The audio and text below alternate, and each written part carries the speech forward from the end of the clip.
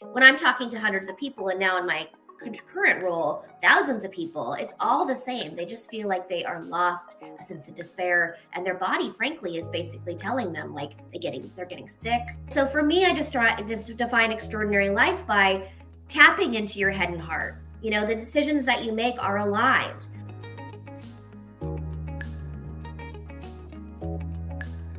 As the CEO and founder of She Shatters LLC, Hannah Austin draws on her experience of consulting and coaching corporate leaders to provide employees at the mid to the high point of their careers with the support that they need in order to burn brightly without burning out. Hannah founded She Shatters in 2021 with the goal of helping employees and managers to find a balance between their personal and their professional lives, and on the macro level, to lead a movement away from the corporate hustle culture. Hannah recently released her book called Hello Head, Meet Heart: How to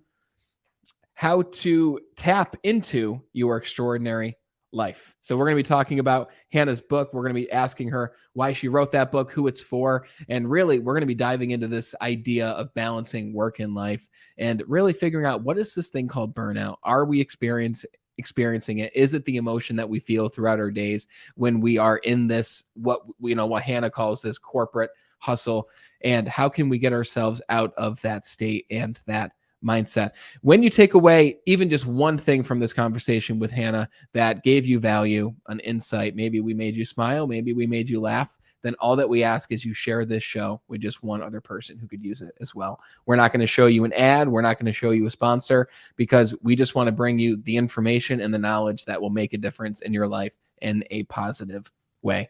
So without further ado, let's talk to Hannah Austin all about living an extraordinary life. Hannah, it's great to have you on the show. Thank you so much for having me.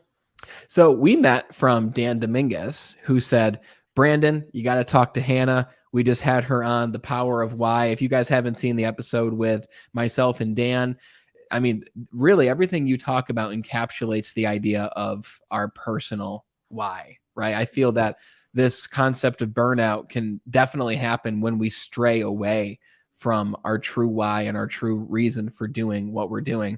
So talk to me about your new book. Congratulations, by the way, because it launched in January. So yes. What was your inspiration for writing your book? Well, thanks for the question. I think my inspiration was really around my darkest moment, right? I wrote this book in my darkest moment of need.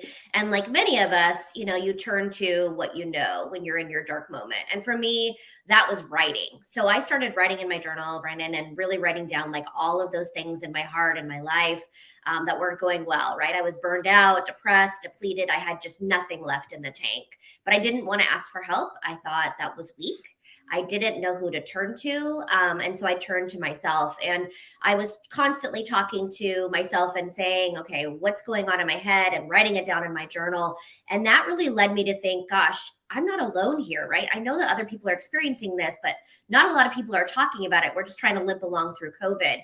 And then I started reaching out to people and asking them, were you experiencing the same thing? And they said yes. And so I built my story with a collection of hundreds of other people from around the globe about their experience during burnout, during COVID, and how they leapt into their extraordinary life. What did they do? Did they quit their job? Did they get a divorce? Did someone in their life pass away and they just kind of had a breakthrough, and their stories are collectively webbed and weaved into this book as well. Wow, beautifully said. So I'd like to dive into that. When was that part of your life when you felt burnout? You didn't really, you felt that you were in that low state of being. When was that? Yeah. So at the age of 21, I managed a pretty large site with around 100 employees. So when I was young, I already had like a huge responsibility. And what I learned through my career for the last 20 years was that, in order to be successful, you had to grind and you had to, get promoted, and your next role was the director, and then it was the regional, and then it was the CEO. I bought into that societal expectation, which is partly true, right? And it was going well. So when I really think back on my career, I would say I've probably burned out 4, 5, 6 times throughout my career, because I have two speeds. It's break and it's gas, right? I didn't have multiple speeds in between. And I think that's true for a lot of us, right? A lot of us just go, go, go, go, go, survival mode until we get sick or COVID brings us down or something happens and life smacks us across the face. And so that was for me for 20 years. I drove a Porsche and I drove, a Subaru. But, brake and gas, there was 2 speeds. And it was only really at my last burnout when I worked at one of the largest health systems in the country, where I almost collapsed in the hospital that I was managing, that I realized I can't go on like this anymore. At the age of 40 and 41, diagnosed with high blood pressure, fatty liver disease, severe migraines, and almost being in the hospital, hospitalized. I couldn't do it anymore. My body just simply could not do it anymore. And that's why I really titled the book Hello Head Meet Heart, because my head kept moving me a mile a minute and my body and heart was telling me to slow down, but I wasn't listening. And that was really my true crash and burn moment where I was like, I just can't do this anymore. Yeah. So by the way, it's funny because our stories are they're very different, but very similar in the fact that I was 21, also doing really well in my career, but I was very unhappy. I didn't know what my next step was. I was doing well financially, but practically no other area of my life was aligned in a positive way. And that's when a mentor gave me a book I talk about all the time, and I won't bore the audience with it again, but it's The Secret by Rhonda Byrne. Yes. And I read this book and it helped me to realize that my thoughts become things, right? What I want, I will attract. And I realized that at that time I was thinking about all the ththings that I didn't want, and I was attracting those into my life. So I'm curious to hear, how do you know when you are in a state of burnout? Because I'm sure that, the first few times you didn't even know you were in that state. It was just an emotion that you felt.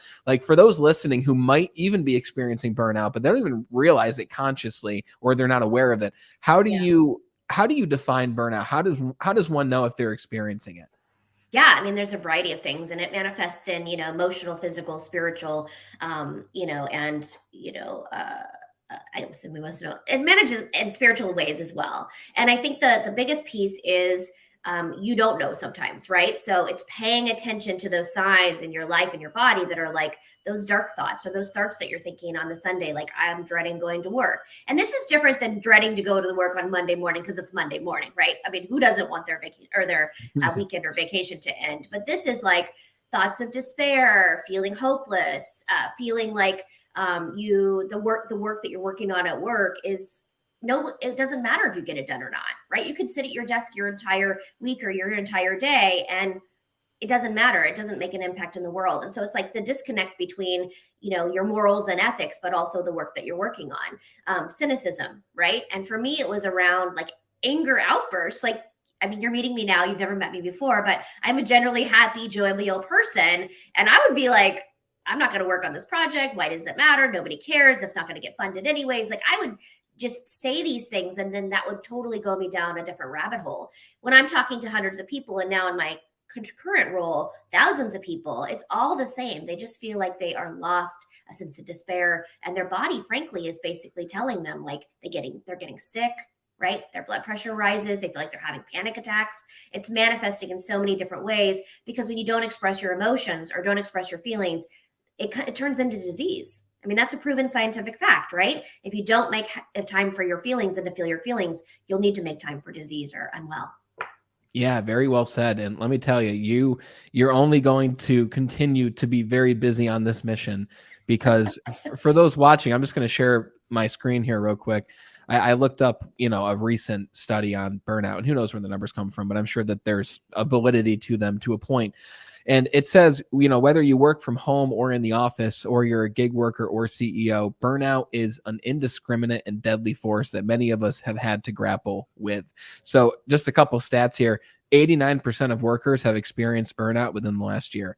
77% of employees have experienced feelings of burnout at their current job. This one really struck me. The burnout rate in 2022 is 59%, which is up from 13.5% just a year later. So we've got over 40% of people more so this year that are feeling burnt out than the year before. And that was actually 2022. So who knows what the study actually looks like for 2023. So obviously people need some practical advice, some practical tips when they've had those thoughts of despair, when they're feeling burnt out. So what would you say to that person? Where can we begin when we are feeling those emotions? Well, first, I would say I feel empathy towards that person and sympathy, certainly, because I've experienced that. I think the other piece is giving yourself the grace to feel the feelings. You are not alone. 59% of us are feeling the same way, more, right? People don't report it. So there's definitely more people, right? And a lot of people just don't know what they're feeling. Am I depressed? Do I have anxiety? Am I suicidal? Like, there's just so many emotions of gamut. It's like, what do I feel? The reality is, it doesn't really matter what you feel. You don't feel good and you don't feel great. And you're at kind of that red line, I call it your life red line, to say something is not right. And so what is it? And this is a good opportunity. So I love to say that this is an opportunity for you to turn your dark moment into a light moment. And what I mean by this is, if you are experiencing a sense of loss, hopelessness, despair, pick up the book, buy the book. This is your moment. This is a book that is going to say, turn towards yourself. Look internally and say, what do I really want? Who do I really want to spend time with? Do I like looking at myself in the mirror? What is it that I want to do with this one and precious and extraordinary life? And then I take you through exercises in the book, almost like a therapist, cheerleader, coach, whatever it is, where it's you and your innermost thoughts saying, how do I really want to guide myself to live that extraordinary life? Because I truly believe that there is an extraordinary inside all of us, and we do have the power and the strength and the puzzle pieces to get there. Our puzzle's just jumbled. We just need to lock it back into place, right? And it's okay that in your 20s, you want something different. In your 30s and your 40s, like, you're not going to be the same person. You shouldn't be the same person for that 5 decades or 6 decades of your life. You really need to be changing and growing and evolving. So this is your opportunity to turn that dark moment into your lightest moment by figuring out what are your options out there. Because, Brenda, there's so many options. Like, who would have thought that you'd be doing what you do, right? And at 20, did you think you'd be doing this? No. And for me, do I think I'd be on Amazon and become a bestseller? It was my dream. But did I actually think that those people who stand up on stage and those motivational speakers, like, that would be me? Hell no. I was scared of being on stage. So I just think there's so much potential inside all of us. We just need to figure out what that is and how to get it. How do you personally define an extraordinary life? Oh, I love this question. To the outside world, people said to me when I wrote this book, and I've, done interviews and also just talked to them personally. They're like, Hannah, you looked so happy before. Like, you had an Instagram life, you had a Facebook life. We always, you traveled around the world with your husband. But when you define yourself as a woman or a man by what you do, not who you are, you will never be truly happy or extraordinary, because you're looking for external validation to validate you. So when I got a promotion and I was paddling frantically under the scenes, and everyone thought, like, she's brilliant, she's genius. No, I was actually working my ass off. I was working hard, and nobody saw it. Nobody saw me sweat, because that's what we're told not to do. Make it look easy, effortless. But I was working hard. I think the reality is nobody truly knew. Even I didn't know myself, right? That I wasn't happy. I thought that this was supposed to be what I was supposed to be doing, what I should be doing. And so for me, I just define extraordinary life by tapping into your head and heart. The decisions that you make are aligned. And that, your body knows, your inner critic and your outer critic, they fight, devil and angel on your shoulder. But it's truly when you make the decisions that feel right. Absolutely feel right in your heart, your mind, your gut. Those are the decisions. When you actually look back at your life, what are those decisions, and were they the greatest ones? Yes, because you were listening to your intuition. It is only when we stray away from ourselves and externally validate ourselves, and that wins, is when you live in an ordinary life. And extraordinary is when you do internal validation. Yes. I love this. Yeah, we need this. The world needs this message, like 100%. It's the perfect timing for this message, this idea of an extraordinary life. So I'm curious, so you're 21, you're experiencing this burnout, right? And you've experienced it several times in your career. And finally, you're conscious of it, you're aware of it. And you say, I'm going to work on feeling these feelings. I'm going to turn towards myself. You find these things out through years, but now your book helps people discover the strategies within a couple of days of reading the book, right? So you've condensed your own learnings for other people. I'm curious, once you started to put these practices into action for you in your career, I'm curious on a couple of things. Did you work less when you were less burnt out? Did you continue to to operate at the high level that you operate on? Because it's very clear just by watching this conversation that you are an achiever. Like in 30 minutes, we're going to cover what most interviews Yeah. cover in 60 minutes because both of us talk very quickly, which is Yeah. awesome. I feel very at home because we're very alike in that way. But I'm curious, like, did you work less when you were less burnt out, or did you just learn how to better manage your own state while still completing the same amount of things? If that I makes love I love that question. So I was just, I'll give you an example. I was just on the stage at Indiana University. I flew there this past week, and I was speaking to 200 new college students, right, who are graduating. And what I said to them was, most people think that burnout is you're working too hard. You're working too hard, 50, 60 hours a week. And yes, that can be the case. But the number one reason why people are burned out, or at least they've reported to me, and I've done the research, right, 2.5 years, is that they're working on the wrong things at the wrong time. Those are Mm, completely two different things. I mean, you can be working 50, 60 hours a week on something that you love, and the time passes and you feel fueled and desire, which is what I feel right now in my current job. Or you can be working on something 50, 60 hours a week on a project and you know it's never going to go anywhere. What's the purpose of that? Right? It all comes down to kind of purpose and alignment. And so when I told that to students, they were like, it doesn't make sense, 50 to 60 hours a week. And I said, let me give you a perfect example. I worked 50, 60, 70 hours a week in my previous job. When I first started my job, I was on fire. I loved it. I was saving patients' lives. I was creating pathways at one of the largest healthcare institutions in the country. And then slowly, as I evolved in my career, I realized the politics of it. What's actually going to be constructive, what's actually going to be adopted, and it's those projects, when you think about it, or the work that you work on, that actually translates into big picture or alignment or ethics or morals, that you realize I'm actually making a difference. The other piece, which is key, and I think this is not talked about enough, there was a reason why burnout was so highlighted during COVID. And I believe, based on my research and experience personally, is it's a lack of connection and purpose to your life and work. And frankly, a lack of connection to belonging, feeling mm. a sense of belonging to your coworkers, to your business, to your company, and then just being always on, right? If you're always having to be on, you're burned out, right? Because you're always expending energy. And so burnout is really an effort of managing the flow of energy, inflow and outflow, right? Think of it as breathing. I think of burnout as breathing. If you're just expending and puffing out air, you're exhausting, you're burned out. But if you breathe in and breathe out and breathe in and breathe out, it's like the ocean. It's a natural progression.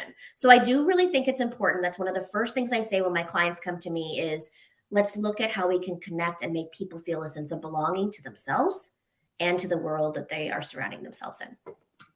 That's great. And so someone listening, let's say there's a human being out there who they're in a high paying job. They've got a lot of expenses in their lives because they've been earning this great income. They've got the house, they take care of their family, they're living the quality of life they want to live, but they do dread going to the office. And after listening to this, they're saying to themselves, I am working on the wrong things at the wrong time. And not even that, I'm in an arena where I don't feel fulfilled. I'm in an arena where I'm not happy to come to work and work on these projects anymore. But in a way, they might feel stuck because of the life that they've built over maybe the last decade of working for this organization or this company, or maybe even their own business that they no Yeah. longer enjoy. Yeah. So what would you say? I know it's a big question, but what would you Yeah. say to that human being who might find themselves in that situation? Well, I have a couple clients right now who are in this specific case. And so what I say to them is, I hear you. I see you. I was you. It's a lot of responsibility on your shoulders when you've built a life that's based out of should and society and expectations. It's a shiny life. It's a beautiful life from the outside. But if something inside you is saying, I'm not happy, or it's that little whisper of there's something more out there for you, I would say you are at the most critical point where you have a job, you're making money, you already have a life, like it hasn't been taken away from you, you haven't quit yet, you haven't done any of that. This is your opportunity to lean back a little bit from that life, take a vacation, take a day off, whatever it is, buy yourself a journal, whatever color journal you want. And this is your day, your moment, through your time. You're just going to write down all the things on the left side of the page that you think you should be doing. And then on the right side of the page, I want you to write down all the things that you want to do, but the life that you've created is not allowing you to do those things that you want, right? You're creating a prison for yourself, basically, right? You've created this life that you think you want and you may not want it. So now's the time to explore and use this as a creative moment, a moment in time where you're saying, what do I really want? And then you either hire a coach, you get a book, you do the steps that it takes to begin to unravel the life that you've built and lean towards a North Star, the new life that you want. And it doesn't have to be black and white. It doesn't have to be, you have to sell everything and live in a van and get Starlink and be a blogger. You don't have to do that. I mean, it's happening, right? We know this. Yeah. It can be, can I go part-time? Is there a way that I can take a 20,000K less paying job and work 4 days a week? Like, there are so many different ways and options for you. It doesn't have to be quit your job and start a company like me. In fact, I say, do not do that until you actually know what you truly want. But it's going to take work, Brandon. It's going to take the work. It's going to take you, figuring out and talking to yourself and thinking about, okay, if I'm going to walk away from one life, what am I walking towards? But only you have that answer. Yeah, it's absolutely very true. I love the journaling prompt there. And I know a lot of people hear like, okay, another idea about journaling and exercise to do, but try it. And I challenge that person. If you are feeling that way, then in order to get a different result, you've got to do something differently, right? Even something that you might deem as cliche or maybe even cheesy or not your style. You never had a journal. You're not a writer, whatever it is, like try something different. You'll get a different result. And I love how you said working with a coach, because when I started working with a coach in early 2021, it transformed my business. And specifically, this was a business coach. But then I was like, well, what if I get coaches in the other areas of my life? So I got a fitness coach and I started working with someone there. So like, when you have someone who's in your corner with you and has a vested interest in your success, then the progress you make is that much more. And then your coach becomes your friend. Sometimes they're a friend before they're a coach, but often it's the other way around. So invest in your personal success, guys. And I'll ask you in a few minutes here, Hannah, how you specifically work with people.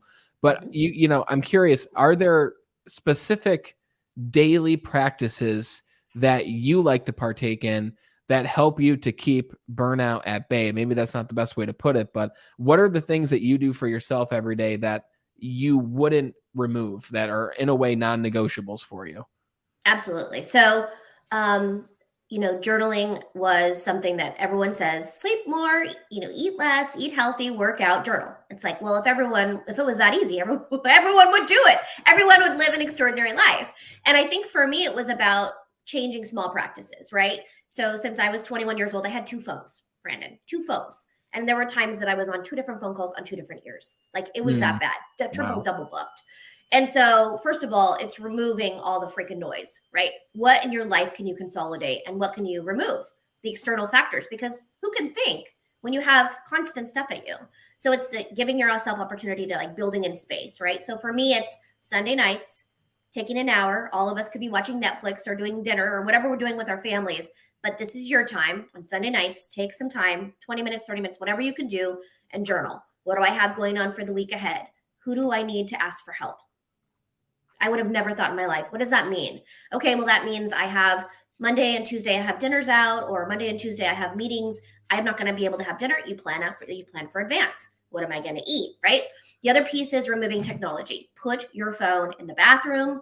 Put it in somewhere else, plugged in. You can certainly still have your ringer on for, emergencies, but do not have it right by your bed. How many of us scroll through Instagram, TikTok, and then it's that constant anxiety factor.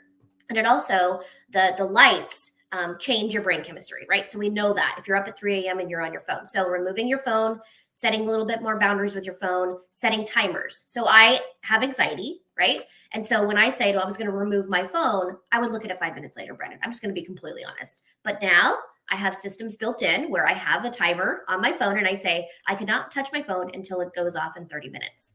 And I put it in another room and then the timer goes off. So I've given my permission. Then I'm like, oh my gosh, I actually have 30 minutes that I don't have to be checking my phone. I don't have to be doing something, and sit quietly. So this is the hardest thing. Do not meditate because you'll have monkey mind. I'm not a meditator. Sit quietly with your notebook, even if it's just for those 30 minutes, and you may not write anything. It's just sitting quietly, being still. And that's when those little whispers come in. Those moments come in where it's like, whoa, you're not happy. Well, who said that? You're moving too fast. What? All these different silencing things come in and these voices, and you're like, who's in the room with me? but it's you. You're talking to yourself, and write it down. Just write down those whispers. And truly, Brandon, I know this sounds really crazy because it sounds very woo-woo, but that's what this book is. It's all the whispers of my heart. If you haven't read it yet, it's very personal. It's these conversations with yourself that you never speak out loud. I almost named it Conversations with Myself. And it's the conversations that hundreds and thousands of people now, Brandon, are reaching out to me, strangers, saying, I'm in chapter 7, and what you just wrote down is the first time that I've actually been able to say, oh my gosh, I'm not alone. Someone else feels this way. So if I would not have ever written down the conversations with myself or given myself that 20 minutes for the whispers, this book would never have existed, right? And so it's following that golden thread of what are you capable of and what is your potential, but you don't see it until you get it out of your head and onto the page. And that's why writing down, journaling, having a piece of paper, because it's real. It makes it real. It's not just that, pardon my French, but MFing yourself, right? It's not doing that. It's making it real. Yeah. And that practice is powerful because that awakens self-awareness so that you can actually ask yourself those questions that I know I wasn't asking myself those questions in my early 20s. And even now I'll ask myself a question and I ask, well, when's the last time I asked myself that? When have I last measured my progress in that area? And that area can be happiness. When have you last measured your personal happiness? And you've already given us a bunch of practical strategies to do that. I have a couple more questions for you, but before that, can you hold your book up one more time? Because it's such a nice book. I love picking up a book when it looks nice. It just makes you feel good to read it. So again, it's Hello Head, Meet Heart, How to Tap into Your Extraordinary Life. Guys, I know there's people already listening who are like, I need this right now. I'm going to finish the interview, but I need the book. Links are in the description to go grab your copy of Hannah's best-selling book. And Hannah, so talk to me. Do you believe more in work-life balance, or would you call it more work-life integration, or would you call it something completely different entirely? I'll just be completely honest. I always thought in my career it was searching for work-life balance. And then when I first started this company 2 years ago, it was work-life integration. And for me, it's now it's, how can you light yourself on fire? How do you feel that burn? I mean, truly, it is not there's going to be days that you work harder than others. That's just fact. And there's going to be days that you have a bad day and you have a good day. So it's like that teeter-totter, right? Integration. The goal is to kind of integrate your work and life. I feel like we've done that with COVID, right? But the problem with that is there was no endpoint for work and endpoint for life. And that's when families, and I don't know if you have kids, but people were like, I can't do this anymore because it's too blended, right? So I think right now our company, our world is trying to redefine what is truly important in life. And I do think we are look at us politically and just internationally at a point where it's like, what matters anymore, right? What is really important? And for lack of a better term, not sounding too guru-ish, it's like, it really, only thing that really truly matters is connection, belonging, have you contributed to the world? Do you feel fulfilled? And I think if you are doing work that's fulfilling, if you do work 50 or 60 hours a week, it feels different than if you were doing something that you weren't. And some people have realized that the life that they thought that they wanted prior to COVID, during COVID, is now not that important anymore. And sometimes it takes, and I love this quote, my barn has burnt down, now I can see the moon. It's those moments where you lose everything, or you lose yourself or your sanity. What is worse than saying, I don't want to live a life, period? That's basically saying you can't live in this life anymore. And that's what happened to me. I was on the bathroom floor contemplating suicide 2.5 years ago. Can you imagine someone like me doing that or thinking that? And it's the judgment and the criticalness of yourself when you feel these feelings and you allow yourself to feel these feelings. It's freaking painful. Nobody wants to say, I want to end my life. Like, that's one of the worst things you can say. Yeah. But it was the best thing that I could say. And the best thing that I also did was tell someone else, like, I just don't want to live anymore. And they were like, whoa, you just went on a Zoom call and just blew up a whole entire program. Like, you are one of our most talented employees. Like, you don't want to live anymore? If you don't want to live anymore, what about me? And then it starts people thinking, you know what? I'm not happy either. Well, what are we doing about it? And I think that's the piece, is that's one person to be courageous to say, this isn't working for me anymore. And walking away from a life that is a beautiful life to so many people. It's just not beautiful to you anymore. Absolutely. Yeah, well said with that. Like I love how you called it a blended life in a way where I do have a son on the way. It's our first child. He'll be Yay! here literally at the Nice. beginning of next month, or who knows, when he'll arrive, but Uh-oh. sometime very, very soon. But like, 6 years ago, I might not have been too excited for him to see the work that I do, right? And how I contribute. But Mhm. now I'm like, oh my God, I can't wait till he's at that level of consciousness where he understands what I do and I can show him things and Mhm. I can show him I'm grateful to share messages like yours on a daily basis with Yeah. people on the platform. And it's like, I just can't wait to share that with him. And that right there tells me that I'm personally doing the right thing, something that lights me up, Mhm. something that I'm excited to do each day. And I think that you've brought a lot of hope to people who they have that Zoom call that you just mentioned. And then afterwards, everyone else is saying, wow, Hannah did such a great job. But that person is saying, I really don't love what I'm doing. And I might not even want to be here at this company or maybe even here on this earth. And for those people, I revisit what you said, Hannah, where you said, it's okay that you feel that way.